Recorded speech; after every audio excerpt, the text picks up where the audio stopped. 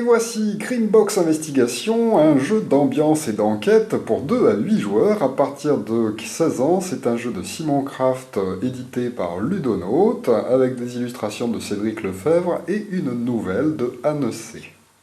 Effectivement, le jeu fait partie de la série Ludobook édité par Ludonote et en fait, en début de règles, avant même les règles, vous allez trouver 3 nouvelles écrites comme ceci, sous la forme un peu de livre, avant de trouver le jeu lui-même sous forme de cartes. Dans ces cartes, vous allez trouver des cartes rôle qui ne serviront que pour le mode procès. Effectivement, il y a 2 modes de jeu que je vais vous présenter l'un après l'autre. Dans le premier mode, nous n'utiliserons pas les cartes rôle, vous pourrez donc directement les remettre dans la boîte. Ensuite, nous avons des cartes identité, des cartes première observation, des cartes autopsie, des cartes lieu, des cartes pièces à conviction, rapport d'enquête, relations et liens et analyse. Et enfin, vous avez des cartes de mise en place du jeu. Alors justement, pour la mise en place, vous allez prendre les 2 cartes scène de crime qui se présentent comme ceci. Vous avez un petit dessin au milieu. Effectivement, il va vous falloir recouvrir la première carte par la deuxième, de façon à former la scène de crime que vous allez placer au milieu de la table. Alors, qui dit scène de crime dit évidemment victime. Vous allez donc prendre la carte victime ainsi que la carte domicile de la victime. Pareil que pour les 2 premières cartes, on va les placer l'une sur l'autre comme ceci et les disposer sur le plateau de jeu. Qui dit crime dit évidemment des suspects. Nous avons donc 3 cartes, une suspect 1, une suspect 2, une suspect 3, qu'on va disposer à côté. Ensuite, nous allons déterminer l'identité de ces personnages avec les cartes identité. On va donc tirer une première identité pour la victime. Hop, on regarde. Ah, c'est Mark Davis, 35 ans, médecin. Alors, il y a un petit symbole de dessiné comme ceci sur les cartes et qui correspond à un pictogramme qui va correspondre à un endroit où le placer. Sur la carte victime, le symbole d'identité est ici. On va donc disposer la carte comme ceci pour connaître l'identité de la victime. On procède de même pour les 3 suspects. Première identité que je tire, Thomas Anderson, 34 ans, barman. C'est notre suspect numéro 1. Ensuite, nous avons Lucy Moore, 22 ans, femme de ménage. C'est notre suspect numéro 2. Et suspect numéro 3 sera Sarah William, 28 ans, infirmière. Ensuite, on s'occupe de la scène de crime, où il y a un symbole en haut de première observation, un symbole de lieu et un symbole d'autopsie. On va donc tirer au hasard aussi une carte première observation, une carte lieu et une carte autopsie. Et ensuite, toutes ces cartes autopsie, lieu, première observation et identité vont pouvoir être remises dans la boîte. On n'en utilisera pas d'autres pour la partie. Alors, dans mon exemple, première observation, on regarde donc. Qu'est-ce qu'on constate? La victime a un bandeau sur les yeux. On place donc cette carte ici. Le lieu, ça se trouve dans un parc, c'est là qu'on retrouve le corps de la victime. Et enfin, en tant qu'autopsie, premier rapport d'autopsie, la cause de la mort est une perforation pulmonaire due à de multiples blessures à l'arme blanche.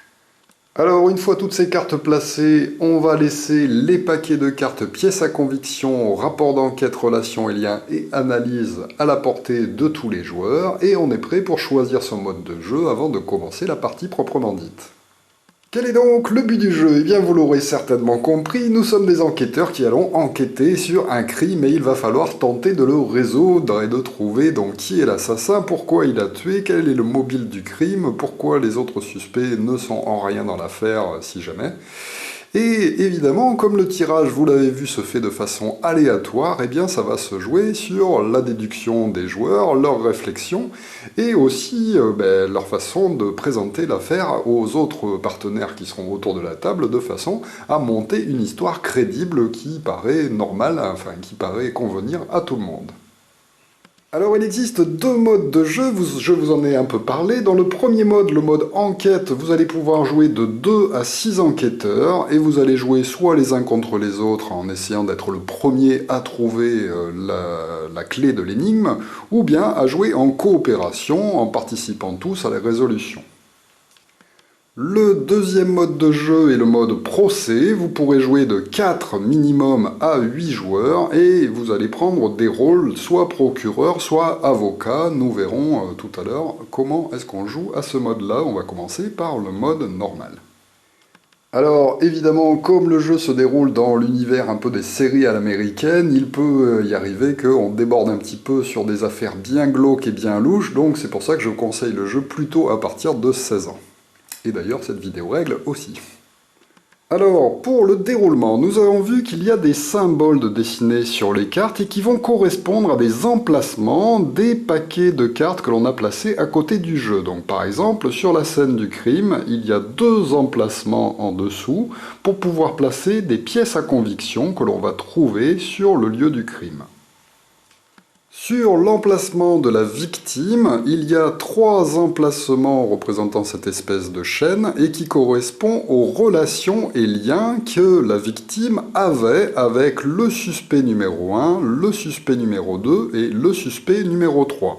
Si je place donc une carte de lien ici, ce sera les liens de la victime avec le suspect numéro 2.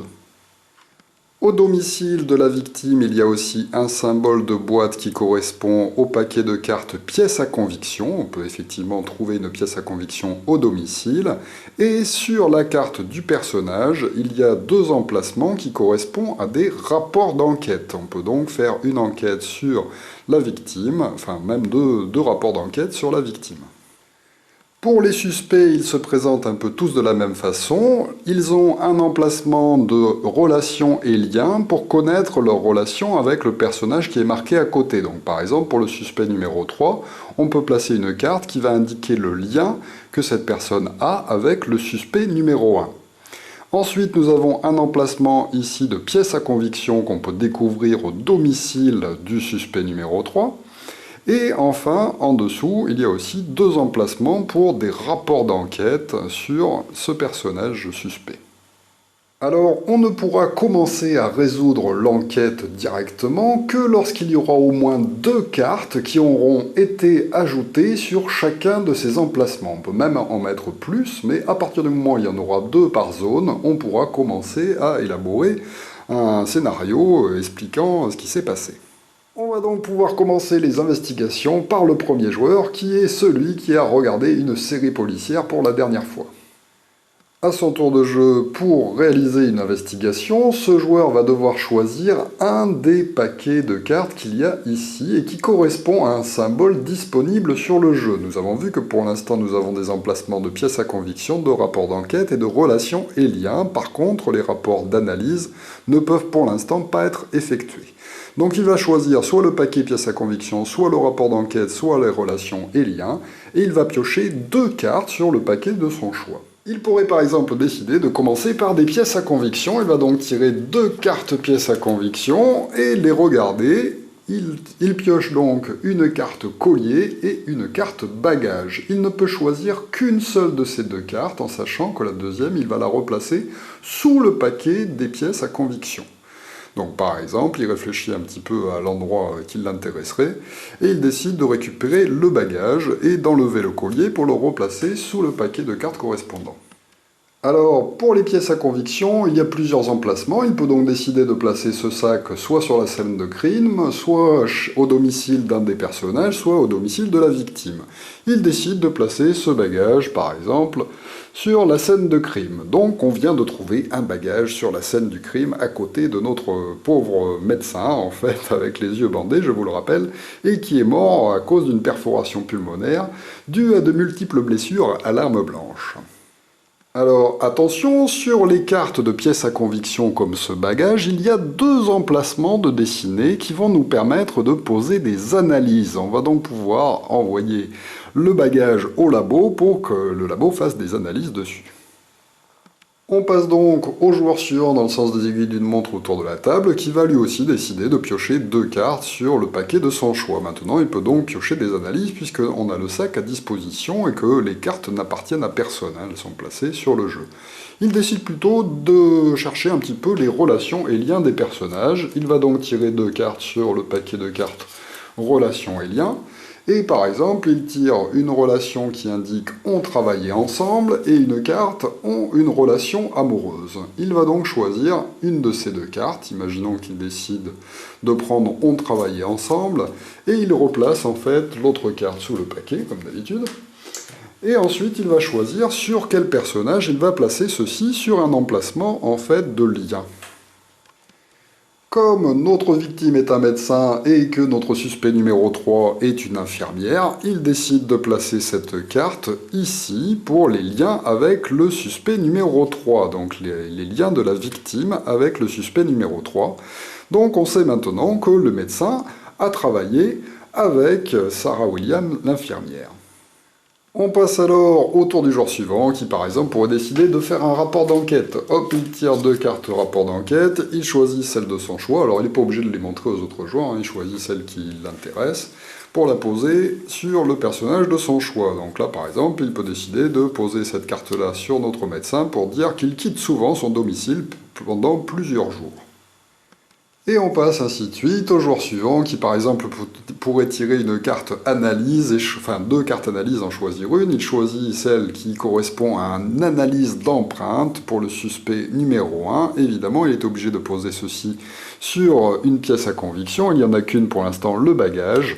Ah, on découvre que sur le bagage, il y a des traces d'empreinte du suspect numéro 1. Aïe aïe, Thomas Anderson, le barman. Ça complique un peu l'affaire. Et le jeu se poursuit ainsi de tour en tour jusqu'à ce qu'on ait au moins deux cartes d'ajoutées sur chacun de ces emplacements.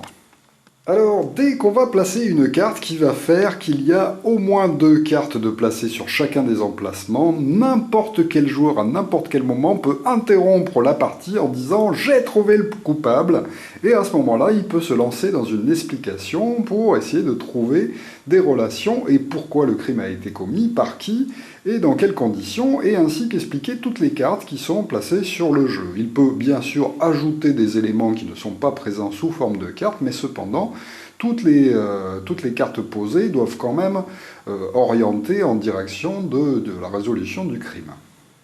Alors, en reprenant l'exemple, par exemple, donc dans ce parc où on a trouvé la victime avec un bandeau sur les yeux et des coups de couteau, enfin des coups d'armes blanches en fait qui lui ont été portés et qui lui ont fait une perforation pulmonaire, on a trouvé donc un bagage avec des traces d'empreintes du suspect numéro 1. Le suspect numéro 1 est Thomas Anderson, 34 ans, barman, et à son domicile, quelqu'un a découvert un couteau et en faisant une analyse ADN, on a découvert du sang de la victime. Donc là, évidemment, tout de suite, ça accuse bien ce joueur-là.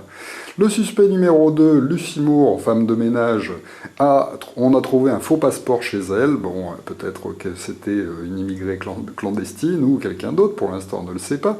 Et on a fait un rapport d'enquête qui a dit que c'est une personne très serviable qui investit dans la vie associative. Notre suspect numéro 3, Sarah Williams, l'infirmière de 28 ans, on a appris qu'elle était sous antidépresseur depuis quelques mois et que ces derniers temps, des gens bizarres lui rendaient visite tous les soirs. Pour la victime, nous avons appris qu'elle a une relation amoureuse avec Lucy Moore, la femme de ménage, qu'elle a travaillé avec l'infirmière de 28 ans, Sarah Williams, et qu'il quittait souvent son domicile durant plusieurs jours. Un joueur pourrait donc décider de tenter d'expliquer l'histoire en disant que c'est Thomas Anderson le coupable, puisqu'on a retrouvé le couteau chez lui, qu'il a malencontreusement oublié un bagage avec lequel il a transporté l'arme du crime dans le parc où il a tué la victime, que Lucy Moore était juste l'amoureuse de Mark Davis, mais comme elle est en situation irrégulière, elle s'est fait faire un faux passeport, et c'est pour ça que Mark Davis quitte son domicile souvent durant plusieurs jours pour aller la voir sur sa ville d'origine. On peut expliquer que Sarah Williams était juste une de ses relations, qui a quelques petits problèmes avec la drogue, et qui rencontre donc des dealers chez elle, mais qui n'a pas vraiment de lien avec l'affaire. Alors, après avoir fait cette explication, les joueurs vont pouvoir dire « Ah oui, mais il y a un problème par rapport à une des cartes qui est posée ». Donc là, par exemple, on pourrait lui rétorquer « Oui, mais pourquoi est-ce que la victime avait un bandeau sur les yeux? C'est quand même bizarre, si vraiment il a été attaqué dans le parc par Thomas Anderson, déjà on ne sait même pas pourquoi est-ce qu'il a été tué, donc on n'a pas le mobile, et en plus, ça n'explique pas cette histoire de bandeau sur les yeux. Donc, s'il y a comme ceci une objection d'un joueur, eh bien on va continuer à jouer jusqu'à ce que quelqu'un puisse trouver une explication valable. En continuant l'enquête, on pourrait par exemple découvrir que Thomas Anderson n'a pas un casier judiciaire vierge. Effectivement, il a déjà fait des escroqueries, des vols, etc. On pourrait découvrir que, en fait, il a ses empreintes sur le couteau, donc c'est bien lui qui a dû porter les coups au personnage. On peut découvrir aussi que Sarah Williams, en fait, a une relation amoureuse avec le barman, et donc on commence à faire le lien entre les différents personnages. En fouillant à ce domicile, on peut découvrir de la drogue avec, par exemple, les empreintes de la victime, et chez la victime, on peut trouver un collier qui possède les empreintes du suspect numéro 3, donc de Sarah Williams.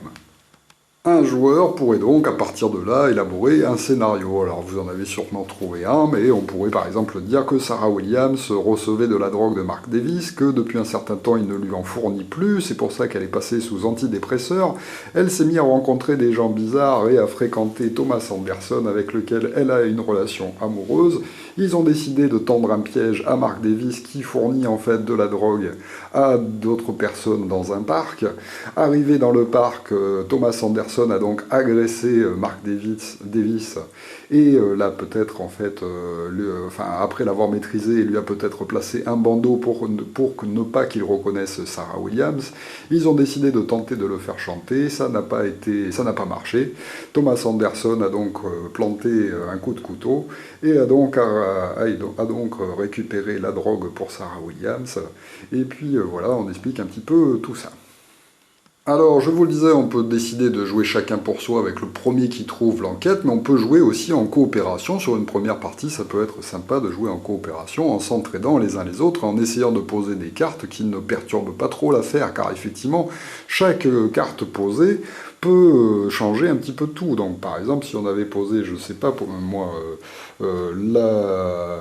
les empreintes du suspect numéro 1 sur le faux passeport, eh bien hop, tout de suite ça refaisait de nouvelles relations entre les différents personnages. Alors il peut arriver quelquefois qu'on n'arrive pas à trouver de solution au crime, à ce moment-là on va continuer à jouer en posant des cartes jusqu'à ce que tous les emplacements soient remplis. Lorsque tout est rempli, on fait un dernier tour de table avec les joueurs qui peuvent tenter une explication chacun. Si on n'arrive pas à trouver d'explication satisfaisante, eh bien malheureusement tous les joueurs ont perdu. Alors, après une ou deux parties en mode normal, vous pouvez décider de passer au mode procès, qui est encore plus sympa, mais qui va demander une certaine éloquence par rapport aux joueurs, car effectivement, ceux-ci vont avoir un rôle. On va donc prendre les cartes rôle et donner un rôle de procureur à un joueur, et les rôles d'avocat du suspect numéro 1, avocat du suspect numéro 2 et avocat du suspect numéro 3 aux autres joueurs. Donc il faut être au minimum 4 joueurs pour qu'il y ait un avocat par suspect et un procureur, mais on peut jouer aussi à plus nombreux en faisant par exemple 2 avocats, 2 avocats, 2 avocats, 2 procureurs pour jouer à 8, ou même plus, on peut être plus, en sachant que si un joueur, si une équipe de joueurs se retrouve à être avocat ensemble d'un personnage, eh bien ils joueront ensemble et ils feront les actions comme s'ils étaient qu'un seul joueur. Alors, la mise en place est exactement la même que dans le jeu de base. Chaque avocat se place à côté de son suspect, ou groupe d'avocats à côté de son suspect à défendre, le procureur de l'autre côté, et c'est toujours le procureur qui commence de la même façon que dans une phase d'investigation. Il tire donc par exemple une carte de pièce à conviction, il décide de la placer au domicile de la victime, on trouve une bouteille chez la victime. On passe ensuite au tour des avocats du suspect numéro 1 qui vont eux aussi tirer une carte de façon normale. Mais ce qu'ils vont essayer de faire, bien sûr, c'est de disculper leur client et donc de poser des preuves plutôt pour accuser les autres suspects plutôt que le leur. Donc par exemple, s'ils tireraient deux cartes d'analyse et qu'il y en a une qui indique le suspect numéro 1 pour l'analyse de la bouteille et l'autre la victime, eh bien ils vont plutôt choisir de placer l'analyse de la victime à cet endroit-là pour ne pas se faire inculper et essayer de faire le moins de liens possible entre eux et la victime. Alors évidemment, dans ce mode de jeu, il va falloir essayer de convaincre le procureur que notre suspect, en fait, n'est pas le bon et que c'est certainement un autre qui a commis le crime. Donc il faut aussi faire preuve d'un petit peu d'éloquence lorsqu'on pose les cartes, eh bien il va falloir raconter une histoire de façon à rendre tout ça un petit peu vivant. Donc par exemple, après que ce soit les avocats du suspect numéro 1 qui est joué, on passe aux avocats du suspect numéro 2 qui décident « Oh là là, nous avons fait un rapport d'enquête en fait sur Thomas Anderson, le barman, et nous venons de découvrir qu'en fait un de ses proches est décédé récemment dans des circonstances troublantes. N'est-ce pas troublant ?» On passe ensuite évidemment aux avocats du suspect numéro 3 qui pourraient par exemple dire «Oh, on vient de trouver en fait au domicile du suspect numéro 2 des photos de la victime. Ça indique donc un lien entre ces deux personnes. Nous sommes donc complètement innocents de cette affaire.» Et on repasse au procureur. Alors lorsque c'est au procureur de jouer, il doit toujours poser une carte sur un des endroits où il y a le moins de cartes de poser. Effectivement, son rôle est d'équilibrer un petit peu la partie. Donc là, par exemple, il y a eu des cartes de poser sur le suspect numéro 1, le 2. Par contre, le suspect numéro 3 n'en a pas pris. La victime, il y en a eu, et il n'y en a pas non plus sur la scène de crime. Donc là, par exemple, il pourrait choisir soit de mettre une carte sur le lieu du crime, soit sur ce suspect numéro 3. Imaginons qu'il place une écharpe sur le lieu du crime, ensuite c'est au joueur représentant l'avocat du suspect numéro 1 qui décide immédiatement de faire une analyse sur cette écharpe et de révéler qu'on trouve des empreintes en fait du suspect numéro 2, la femme de ménage, sur cette écharpe. Et ainsi de suite, les joueurs vont ainsi poser des cartes. On a évidemment le droit de jouer des cartes pour essayer de se disculper aussi. Donc par exemple, le suspect numéro 2 pourrait décider de faire une relation et lien et d'indiquer que la victime en fait est amie sur des réseaux sociaux avec nous et c'est peut-être pour ça qu'on a tiré en fait des photos à partir des mails qu'il nous a envoyés, mais en fait c'est tout, c'est la seule relation qu'on avait, on n'a aucune raison de l'avoir tué avec une écharpe. Et le jeu se poursuit ainsi jusqu'à ce que le procureur se fasse une idée sur qui est le suspect. Effectivement, ça va être à lui d'interrompre la partie à n'importe quel moment en disant « c'est bon, je sais qui est le coupable, on arrête donc l'enquête et j'accuse ce suspect en fait d'être le criminel ». À ce moment-là, immédiatement, donc par exemple, imaginons qu'il accuse le suspect numéro 1, eh bien, les avocats du suspect numéro 2 et du suspect numéro 3 vont être mis hors de cause, et donc ils vont pouvoir changer de rôle, on va donc pouvoir retirer leur carte avocat, par exemple, et ils vont se transformer en jurés. Effectivement, on va passer à une nouvelle phase du jeu, le procès. C'est donc le procureur qui va commencer son réquisitoire. Il va donc tenter d'expliquer toutes les cartes de la manière qu'il le souhaite, de façon à prouver en fait que la personne qu'il a accusée d'être le meurtrier a bien un mobile et comment il s'y est pris pour faire accuser les autres, ainsi qu'il disculpe aussi les autres joueurs en expliquant pourquoi. Alors attention, lors de ce réquisitoire, personne ne peut intervenir, on laisse le procureur démontrer en fait l'enquête qu'il a faite par rapport au suspect. Donc personne ne parle, si évidemment il y a plusieurs procureurs, par contre ils peuvent se passer la parole, s'entraider en fait pour compléter les éléments de l'affaire, et ils peuvent bien sûr discuter avant de faire le réquisitoire afin de se mettre d'accord sur les différents éléments du jeu. Une fois le réquisitoire terminé, on va passer à la plaidoirie. À ce moment-là, le ou les avocats qui représentent le suspect numéro 1 vont avoir le droit de parler pour essayer de défendre leur client, de trouver des cartes qui n'ont pas été bien expliquées, des éléments d'enquête qui leur paraissent un peu troubles, de façon à essayer de convaincre les autres personnages qui, de toute façon, ont gagné, donc ne jouent plus avec leur personnage. Ils vont essayer de convaincre en fait les jurés que leur personnage n'est pas le coupable de crime dont on l'accuse. Alors, de la même façon, pendant cette phase de plaidoirie, personne ne peut intervenir, on laisse le ou les avocats discuter et expliquer en fait leur position. Ils peuvent même accuser un ancien suspect qui a été innocenté pour le moment, hein. C'est pas grave, et ça ne remet pas en cause les jurés qui de toute façon n'ont plus à défendre ces personnages.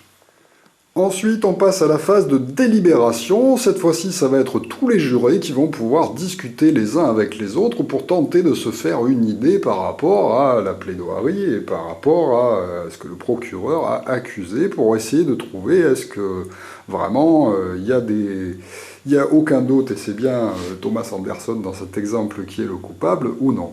Donc ils discutent pendant un certain temps, et lorsqu'ils sont décidés qu'ils ont assez discuté, on va pouvoir passer au verdict. Pour le verdict, tous les jurés vont donc tendre la main sur la table, en fait, avec le pouce sur le côté, et à 1, 2, 3, ils vont voter soit pour l'innocence du suspect en levant le pouce, soit pour sa culpabilité en baissant le pouce. On va regarder quelle est la majorité. Si il y a plus de pouces levés que de pouces baissés, À ce moment-là, le suspect est innocenté, et donc c'est le procureur qui a perdu. Si jamais il y a plus de pouces baissés par contre que de pouces levés, c'est le procureur qui l'emporte et le personnage est envoyé en prison, et c'est donc l'avocat du suspect qui l'emporte. Si jamais il y a une égalité entre les pouces levés et les pouces baissés, eh bien ça sera le bénéfice du tout, et donc le personnage sera acquitté. C'est donc l'avocat qui l'emportera. Voilà donc pour Crimebox, un excellent jeu à jouer en groupe si on a un petit peu d'éloquence et qu'on sait batailler en fait pour tenter de disculper ces suspects. C'est très sympa de jouer en mode procès. Sinon, vous pouvez toujours jouer avec le mode investigation. Et on peut aussi évidemment jouer seul si on le souhaite, en plaçant toutes les cartes possibles sur les emplacements et tenter de trouver une explication. Ça peut donner d'ailleurs des inspirations pour écrire des romans ou quoi que ce soit. Et voilà, donc un excellent jeu très original qui n'a donc pas de crime à résoudre de façon constante en fait, c'est-à-dire que vous pourrez faire plein de parties et ça ne sera jamais pareil. Et donc voilà, merci de m'avoir suivi et à très bientôt pour une nouvelle règle de jeu. Au revoir.